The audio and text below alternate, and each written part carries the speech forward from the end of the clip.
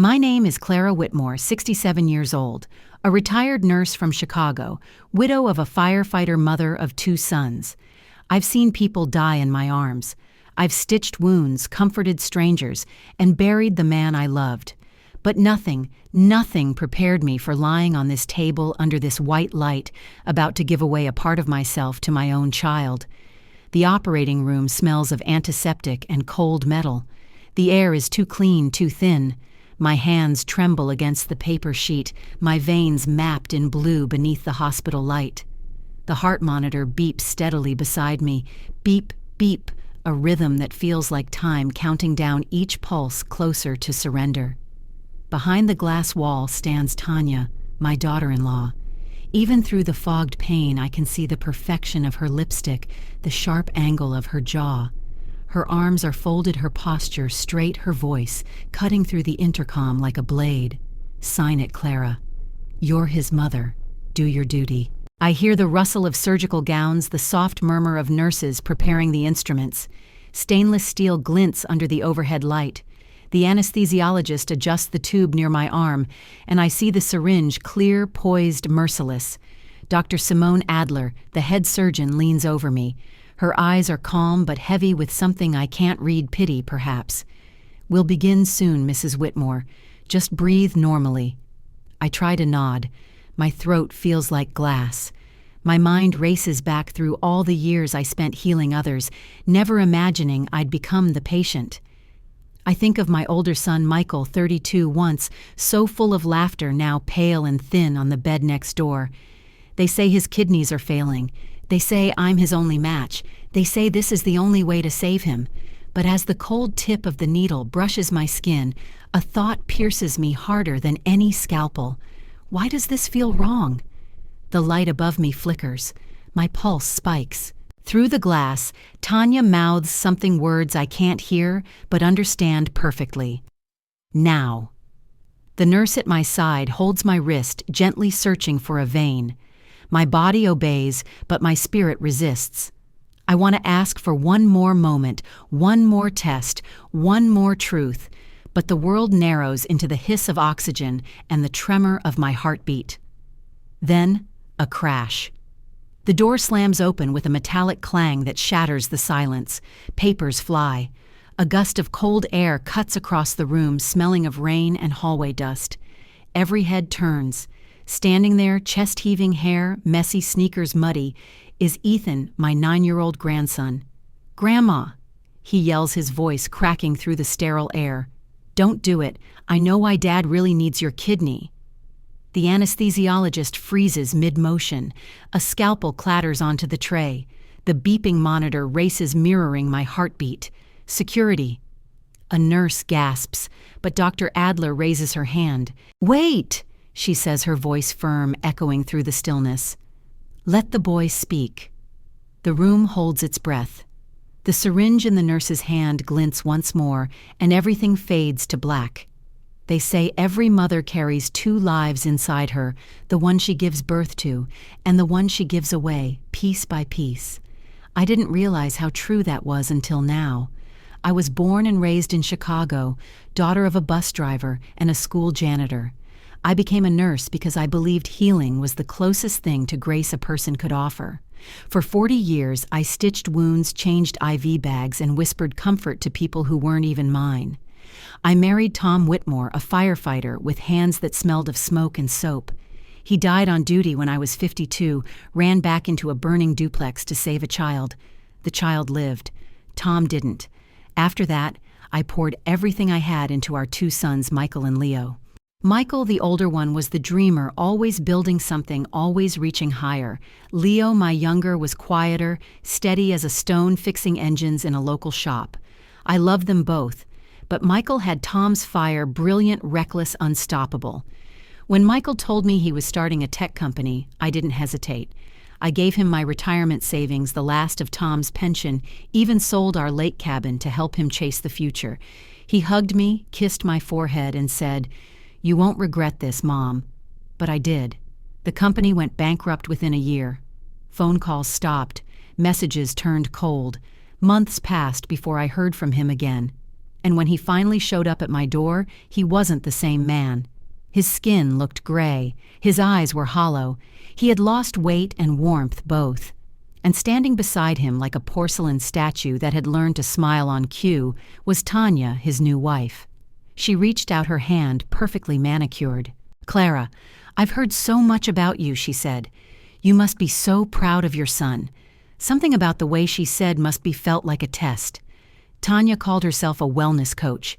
She ran a popular online channel about holistic diets and detox retreats, posting photos of green juice yoga mats and quotes about inner peace. But her peace always seemed to depend on someone else's discomfort. I tried to welcome her. That's what good mothers do. When she suggested reorganizing my kitchen for better energy flow, I smiled and let her. When she talked about healing crystals on the dining table, I dusted them off each week. When she mentioned my cooking was too traditional for Michael's metabolism, I quietly made a salad, because that's what I'd always done: adjust, adapt, forgive. But one evening, not long after they moved back to Chicago, Tanya invited me to dinner. It was a Tuesday. Rain tapped against the window. The house smelled of lemon and sterilizer. Michael sat at the table, pale and tired. Tanya placed a bowl of soup in front of him, then turned to me, smiling too wide. "The doctor says only your kidney is compatible," she said softly. "You'll do it right. You always said family comes first."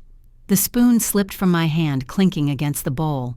Hot tea splashed onto my wrist, but the sting barely registered.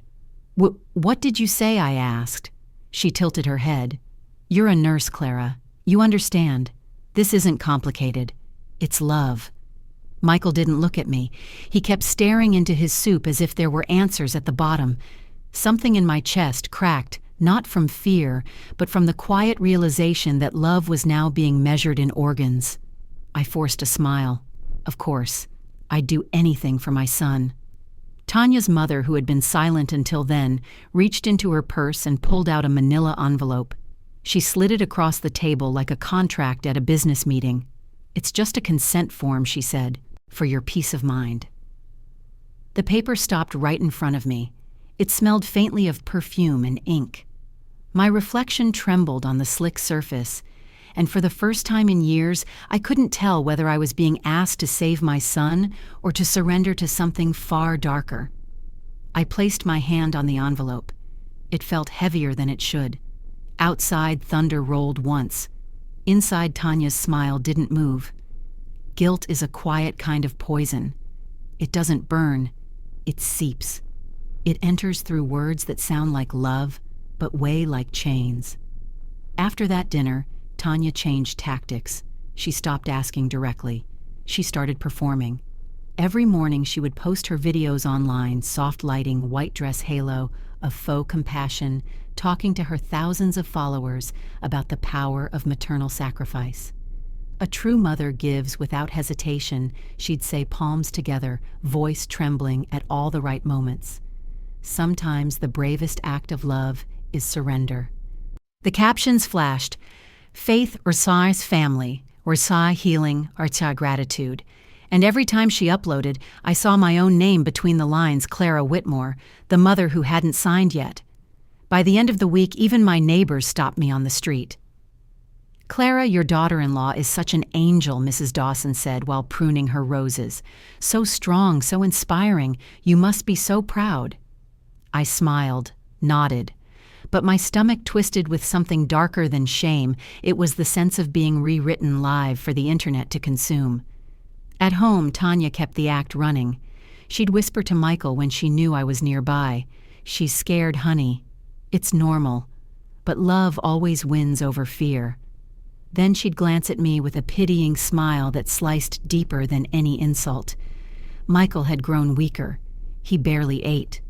The blue veins on his arms stood out like map lines. One night I sat by his bed trying to spoon him soup. He caught my wrist, his skin, cold fingers trembling. "You're my only chance, Mom," he whispered. "Please." Those 4 words sank into me like a stone in water. I wanted to scream that I was trying, but I was also drowning. The next day, Leo came by. Grease still stained his hands from the garage. He looked at me, his eyes tired but sharp. "Mom, listen to me," he said quietly. "They're using you.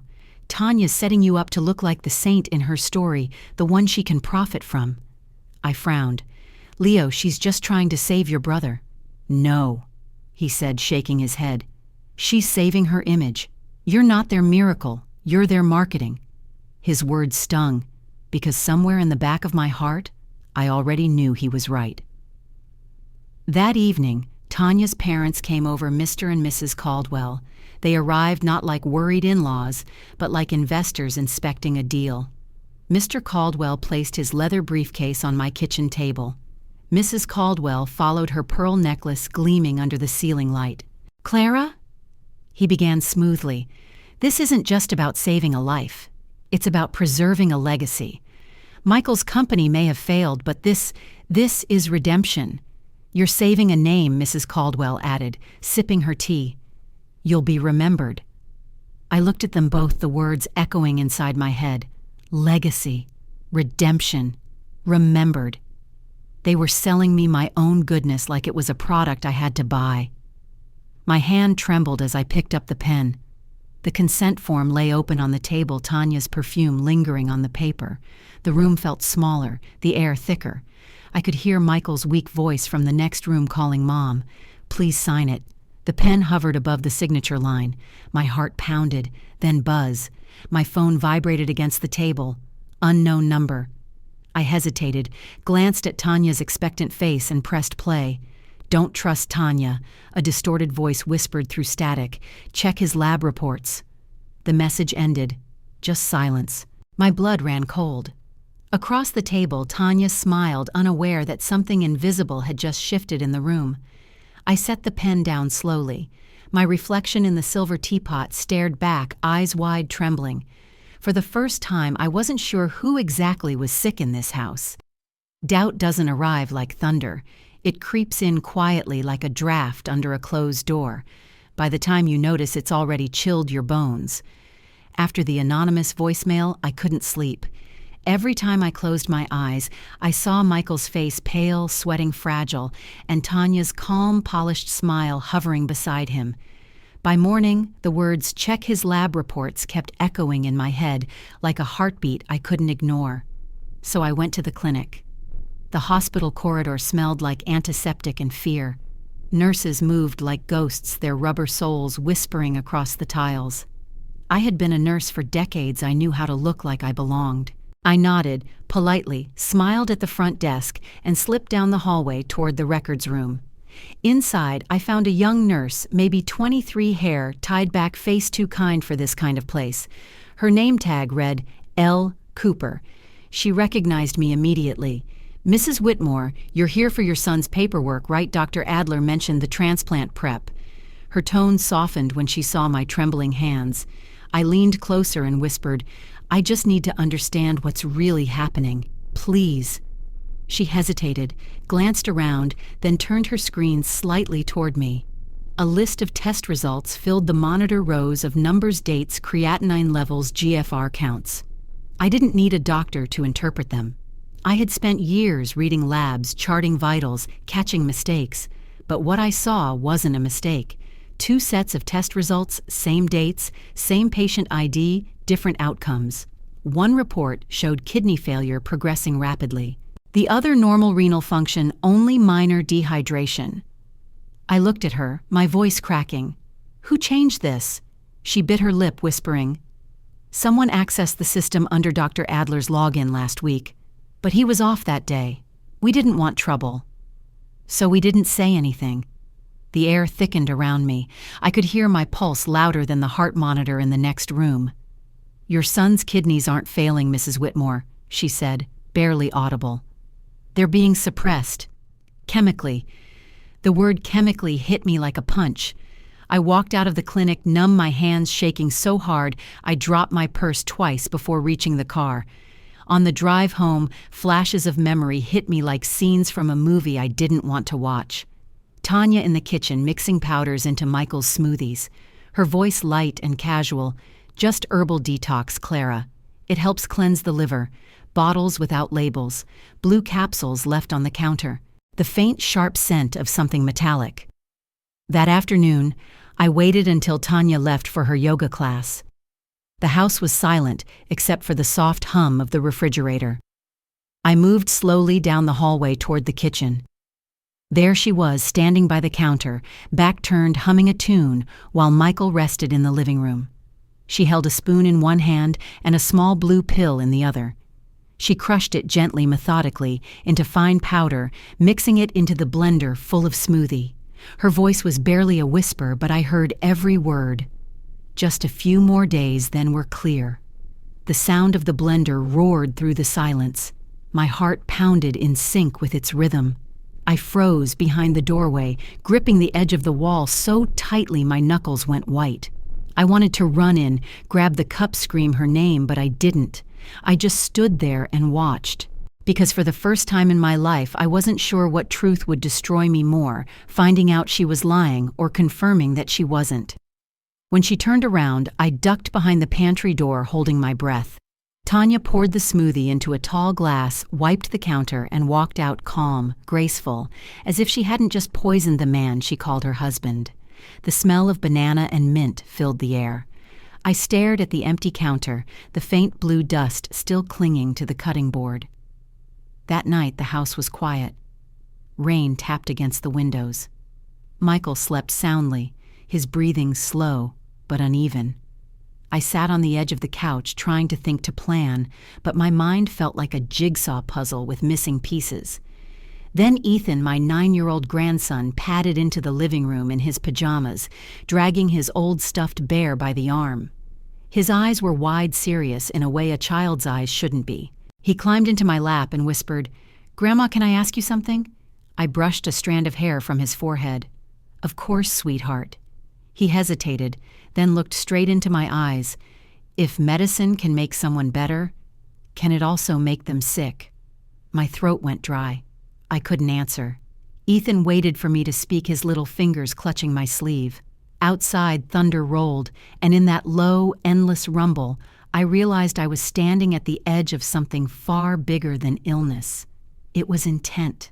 Some truths arrive quietly inside a child's pocket, wrapped in innocence and heavy enough to crush the world you thought you knew. The morning after Ethan's question, I couldn't eat. The coffee tasted like rust. Tanya was all smiles again, humming around the kitchen as if she hadn't whispered those words over the blender. Michael was too weak to notice. I folded towels just to keep my hands busy. Then sometime that afternoon, Ethan came running into my room, his cheeks flushed, clutching something small and black in both hands. "Grandma," he whispered, panting, "look what I found in Mom's office drawer." It was an old smartphone. The screen cracked, the case covered with glitter stickers spelling "Good Vibes Only." I felt my pulse in my ears. "Ethan," I said softly, "did your mom see you?" He shook his head. She was on her live stream, talking about forgiveness again. He handed me the phone like it was a secret message from God. On the screen was a single voice memo. Its name, Project Orion, sample data. I tapped play. Tanya's voice filled the room, low and careful, as if she were afraid someone might be listening. "Once the transplant's done, we'll have all the metabolic data. The lab in Singapore will wire the money within 48 hours. Keep the subject stable until extraction. Use the supplement batch C47. It slows renal response perfectly." My hand flew to my mouth. The phone trembled in my grip. Supplement batch C47, renal response. She wasn't healing Michael, she was collecting him. Ethan tugged my sleeve, his little eyes wide with fear. "Grandma, what does it mean?" I forced a smile, my voice barely a whisper. "It means your grandma needs to make a phone call, sweetheart." When Tanya's car pulled out of the driveway an hour later, I called Leo. He answered on the second ring. "Mom, you sound shaken. What happened?" I told him everything, the altered test results, the blue pills, the recording. For a moment, silence. Then I heard him exhale sharply. "Mom, I think I know someone who can check this. My friend Jordan works in pharmaceutical compliance. I'll call you back." The longest 15 minutes of my life passed before the phone rang again. Leo's voice was tight, controlled. Mom, you're not crazy. Tanya's parents are listed in an international registry. Their company's been under investigation for illegal clinical trials. They run metabolic experiments on live subjects under fake wellness programs. My heart stopped. You mean Michael? Yes. He's a test case. They're using the transplant to gather real-time data. It's biomedical trafficking. I sank onto the couch, the world spinning around me. On the coffee table sat the old cat I'd adopted years ago, Mittens, 12 years old, and perfectly indifferent to human drama. She blinked at me slowly. I looked at her and whispered, a dark, shaky laugh escaping my throat. Guess I'm the experiment now, huh? Mittens yawned. For the first time that day, I almost smiled. Then I remembered what I had to do. I plugged Tanya's phone into my laptop and printed the voice memo transcript, every word, every date, every line that could save my son. The paper slid out of the printer, warm and smelling faintly of ink and fear. I held it in both hands, staring at the words until they blurred. Then the soft click of the front door. Tanya's voice drifted in from the hallway. "Clara, are you home?" I panicked, sliding the phone under a cushion, but the paper was still in my hands. I turned just as Tanya appeared in the doorway, framed by the afternoon light. Her smile was calm, perfect, rehearsed. Her eyes flicked down to the page I was clutching. She didn't even blink. She just tilted her head and said sweetly, "Mom, you shouldn't stress before surgery. It's bad for your blood pressure." Then she smiled wider, the kind of smile that knows it's already winning. The paper slipped from my trembling hand. The printed words, "The lab in Singapore will wire the money," stared back at me like a confession written in ink and blood. When the enemy knows you're onto them, you stop fighting with fists, you start playing chess. After Tanya's cold smile the day before, I realized something with terrifying clarity. If I wanted to save my son, I had to stop being the nurse, the mother, the victim. I had to become the strategist. So I played the part. The next morning, I made breakfast, humming softly, just like Tanya always did. I smiled, asked about her wellness blog, even complimented her hair. It felt like swallowing glass, but I smiled anyway. She watched me closely, eyes narrowing slightly, maybe suspicious, maybe just used to control. "I'm proud of you, Clara," she said over her chia smoothie. "It's good that you're finally calm." Calm. If only she knew. That afternoon, I drove to the clinic alone, under the excuse of checking my pre-op schedule. Instead, I slipped into Dr. Adler's office, my old supervisor back from my nursing days, the same man whose login had been used to falsify Michael's records. He looked older, tired, but his eyes were still sharp. When I shut the door behind me and handed him the printed transcript and the altered reports, his face went pale. "Clara, where did you get this?" "From Tanya's phone," I whispered. "She and her family are involved in something. Michael's results were changed. They're suppressing his kidneys." He leaned back, exhaling. I suspected as much, but they've been careful, too careful. I reached across the table. "Can you help me stop this, just delay the surgery?" He hesitated for a moment, then nodded firmly. "I can flag a concern for preoperative anemia. That will automatically postpone the transplant for 24 hours. It's standard protocol, 24 hours. That was all we had, but it was enough for me to move my next piece. By the time I returned home, the house was disturbingly cheerful. Tanya's parents, Mr. and Mrs. Caldwell, were there again, this time holding a bottle of champagne, gold foil 2 glasses, and matching smiles. "To new beginnings," Mr.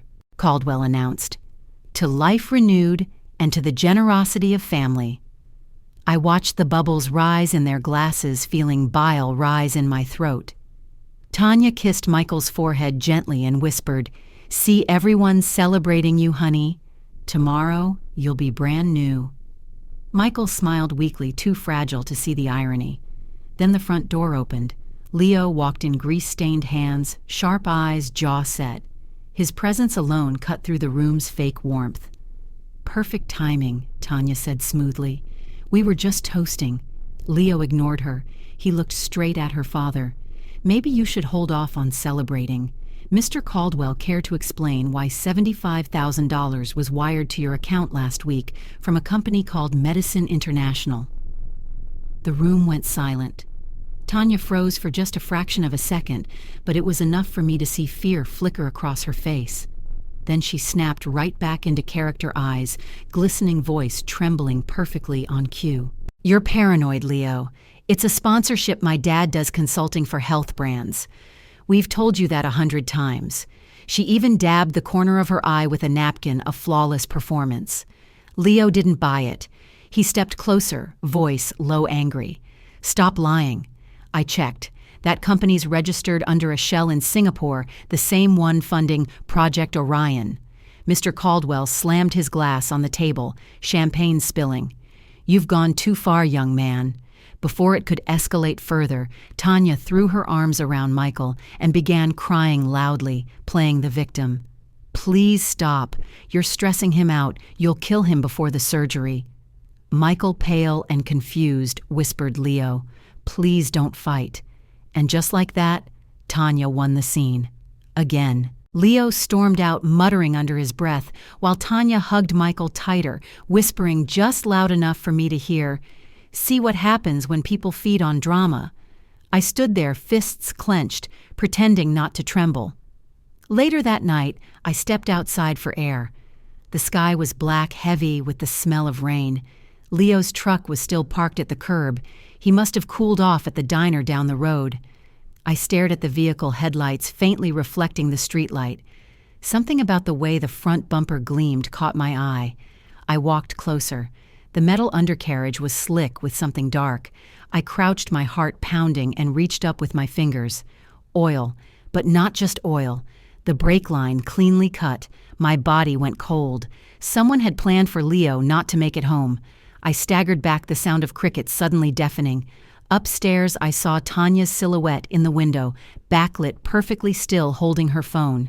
And I knew. This wasn't a family anymore. It was a chessboard, and I had just realized I was the queen they were trying to sacrifice. I wiped my hands on my skirt, breathing hard, whispering to the night. Not yet, Tanya. Your move. Morning broke like a cracked mirror light everywhere, but nothing clear. I had barely slept. Every sound outside felt like a warning, a car door, a phone buzz, the creak of pipes. I kept replaying the sight of Leo's cut brake line in my head. Every detail, the gleam of the metal, the oil on my hands, told me one thing: we were running out of time. Then the phone rang. Mrs. Whitmore. It was Dr. Adler. His voice was tight, hurried. Your son's condition has changed overnight. He's not responding well. You need to come immediately. My knees almost gave out. What happened, I'm not sure. His vitals dropped suddenly, but the pattern looks induced. I can't say more until I confirm, but I believe there's been poisoning. The world around me blurred. I grabbed my bag, my car keys, and raced out the door. The wind outside whipped through my hair like cold fingers. At the hospital, Tanya was already in the waiting area, flawless as always, except for one till her lipstick was uneven. Panic didn't suit her. Clara, she exclaimed, rushing toward me. Thank God you're here. Michael's kidneys are shutting down. They said surgery has to happen now. I looked past her through the glass where Michael lay pale and trembling. His eyes fluttered open just long enough to see me. Mom. His voice cracked like paper tearing. Please, don't wait anymore. He didn't sound like my son. He sounded like a man trapped in someone else's story. I turned to Dr. Adler, who was already preparing the consent forms. He caught my gaze, and I could tell he knew. I reached into my purse, pulled out the small flash drive with the Project Orion recording, and pressed it into his hand. My voice was steady, almost calm. If anything happens to me, play this. Don't give it to the police, give it to the press. His eyes widened. Clara, promise me. He hesitated, then gave a single nod. You have my word. Tanya watched us from across the hallway, suspicion flickering behind her forced smile. Everything okay? She asked. I smiled back, my voice sugar-sweet. Perfect.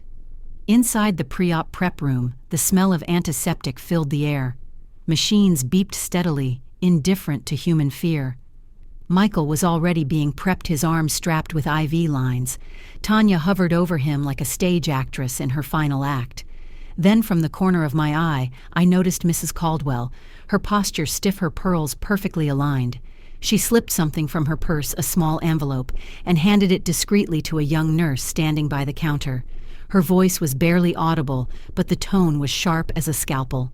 "Make sure it's done today. No delays. We've waited long enough." The nurse nodded nervously, tucking the envelope into her coat pocket. I froze. My pulse hammered in my ears. I wanted to shout, to demand what that envelope contained, but I couldn't not without ruining the only advantage I had left, their belief that I was still their obedient pawn. So I said nothing. Outside in the hallway, Ethan sat quietly on a chair, legs swinging, pretending to play a game on his smartwatch. His small fingers trembled slightly as he swiped the screen. But he wasn't playing. He had heard every word. He pressed the tiny microphone icon on his smartwatch and hit record. Mrs. Caldwell's voice, clear cold, flowed into the device. "Make sure it's done today." The recording saved with a soft chime. Ethan looked up, his little face pale but determined, then glanced through the glass window at me, at his father, at the grandmother who didn't yet know she had a new ally in a 9-year-old boy. The door to the prep room closed with a heavy click. The nurse disappeared inside with the envelope. Ethan clenched his fist around the watch, whispering to himself, "Don't worry, Grandma. I got it." The smell of antiseptic hit first, sharp, clean, merciless. The same scent that had followed me through most of my career, only this time it felt like betrayal bottled into air. The surgical lights above blazed down, too bright, too pure, showing every tremor of my hands as I lay on the operating table. My heart pounded under the hospital gown, echoing in the rhythm of the heart monitor beside me. Dr. Adler adjusted the IV line, his face unreadable behind the mask. "We'll begin sedation soon, Mrs. Whitmore," he said quietly. "Everything's ready." Through the wide glass partition, Tanya stood watching, immaculate, poised, her hair tied back, her white blouse glowing under the fluorescent lights. She looked like the face of compassion to anyone who didn't know better. But I knew, and I could see it, the faint smirk curling at the edge of her lips. She raised her phone slightly, pretending to text, but her eyes never left me. Through the intercom, her voice slid into the room, sugar over venom. "Don't be afraid, Clara. You're doing something noble. He's your son. It's what good mothers do." The anesthetic needle glinted under the sterile light. I could feel my pulse in my fingertips. I wanted to scream, to say this isn't love, this is theft. But my mouth was dry, my throat locked. Dr. Adler leaned closer. "Breathe slowly," he murmured. The mask hovered just inches from my face. Then bang. The door slammed open, every head turned. The sound of footsteps echoed like gunfire against the tile floor. And there he was, Ethan, my grandson, his small frame framed by the doorway chest, heaving eyes wide with terror and determination, far too old for 9 years. "Grandma," he shouted, his voice cracking but fierce. "Don't do it." The room froze. The nurse dropped a tray. Instruments clattered like falling knives. "Ethan," I whispered, barely audible under the oxygen mask. He ran forward, clutching his smartwatch with trembling hands. His voice shook as he cried, "I have proof. I know why Dad needs your kidney." Dr. Adler straightened, motioning to the security guard by the door. "Someone get him out." But before anyone could move, Ethan tapped the watch screen. A voice filled the room, calm, cold, familiar. Tanya's voice. "Once it's over, we'll sell the data. That old woman will never know." The playback was crystal clear. Each syllable fell like shards of glass onto the sterile floor. The nurse gasped. Another one dropped her clipboard. Dr. Adler froze, eyes wide, then barked, "Stop the surgery. Stop everything. Call security." The anesthetic needle hit the tray with a metallic clang. Through the glass, Tanya's smirk vanished. Her entire body tensed, lips twitching into a snarl as the color drained from her face. She slammed her hands against the window. "It's fake. He's lying. That's not my voice." But Ethan stood firm, tears streaming down his cheeks. "You said it, I heard you. You told Grandma she'd never know." The intercom crackled as Tanya's scream tore through the speakers. "You little brat!" Then she lunged, bursting into the prep hallway, her heels clattering, eyes wild, her perfect mask of serenity ripped away. Dr. Adler moved in front of me protectively, shouting for staff to restrain her. Nurses rushed toward the doors, alarms blaring. Through the chaos, the red lights, the echo of running feet, the shrill beeping of monitors, Ethan's small hand found mine. "It's okay, Grandma," he whispered, trembling. "They know now." The words blurred in my ears as everything exploded into noise. Security shouts, Tanya's screams, the sound of glass breaking, and I finally let my eyes close, not from fear, but from relief. Tanya's voice ripped through the chaos one last time. "It's fake. You'll ruin everything," before the sharp sound of a struggle echoed down the hall, her rage crashing against the sterile walls like a storm finally breaking. The world didn't end with an explosion. It ended with fluorescent lights flickering and the sound of high heels on hospital tile. Security burst through the operating room door, their radios screaming orders over the blare of alarms. 2 officers pinned Tanya against the glass partition as she kicked and shouted, her perfect facade shattering like sugar glass. "Let me go. That recording is fake," she shrieked, her voice shrill, desperate.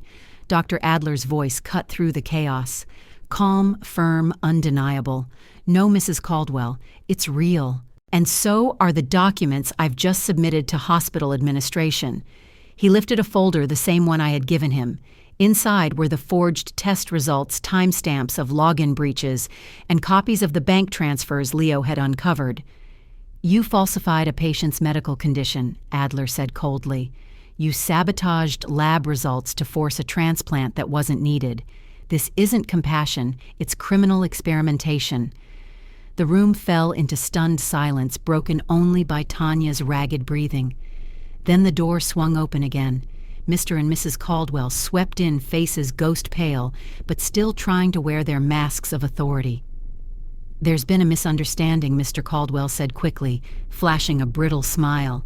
"We'll take full responsibility for any clerical confusion. Let's not ruin reputations over this." He reached into his suit jacket and pulled out an envelope, thick, folded, deliberate. He pressed it toward the head nurse. A contribution. Across the room, Michael stirred on his hospital bed. His eyes fluttered open, confusion clouding them as he took in the chaos beyond the glass wall. "Tanya, what did you do?" She twisted toward him, eyes wide with something between love and madness. "I did it for you, baby. You were supposed to survive the transplant. We'd have millions. They promised me, promised you." His voice faltered. "You poisoned me." The words seemed to slice through the air. Michael tried to sit up, and then his body convulsed. The heart monitor screamed into a high-pitched alarm. "Get the crash cart," someone yelled. Nurses flooded the room. Michael's limbs went slack. The team fought to stabilize him. I pressed against the glass, tears burning my eyes, my reflection merging with his dying outline. Leo appeared beside me, panting, face white with fury. He slammed his fist against the window so hard the sound cracked through the corridor. "You poisoned your husband," he roared. "You were killing him for profit," Tanya screamed back through the glass, hysterical, her voice raw and animal. "He was supposed to live. They lied to me. They lied." Her sentence broke as 2 security officers wrestled her arms behind her back. Her screams turned into incoherent sobs. Then faint but rising came the sound, the sirens. Red and blue lights strobed across the sterile walls as police officers poured into the corridor. Their radios crackled, their footsteps pounded like a verdict. Tanya thrashed one last time, but the cuffs snapped shut. Her designer heels, white, expensive, spotless, clattered violently on the tile as they dragged her away. Each echo sounded like the final collapse of an empire built on deceit. Mr. Caldwell tried to follow, shouting about lawyers, but the officers stopped him cold. And just like that, the room that had once been prepared for a life-saving surgery became a crime scene. The earth was dark and forgiving, ready to start over even after the storm. Leo came by every few days to help mend what was left. Today he stood by the old fence, tightening the boards with his wrench. "You know, Mom," he said, "this fence might outlive all of us." I smiled. "Then let it. It's the only thing around here that's never lied." We both laughed softly, the kind of laughter that comes after the war is over, small, tired, and healing. Later that afternoon, Dr. Adler stopped by. He stood at the gate, his coat flapping lightly in the breeze, carrying a folder under one arm. "You look better than the last time I saw you," he said. "Retirement suits me," I replied. "Less surgery, more soil." He smiled faintly, then grew serious. "You know, Clara, because of that recording, the investigation uncovered 3 other hospitals involved in the same network. You saved more lives than you'll ever know." The words landed softly, but deeply. I didn't answer. Outside, the rain tapped gently against the glass. The rhythm was steady, familiar, the same tempo as the heart monitor that once marked my son's fragile pulse. Only now it wasn't warning me of danger. It was reminding me that we were still alive. I closed the diary, set down my pen, and let the quiet fill the room. If you were me standing by that window after everything, would you forgive? Or would you fight? Tell me where you're listening from.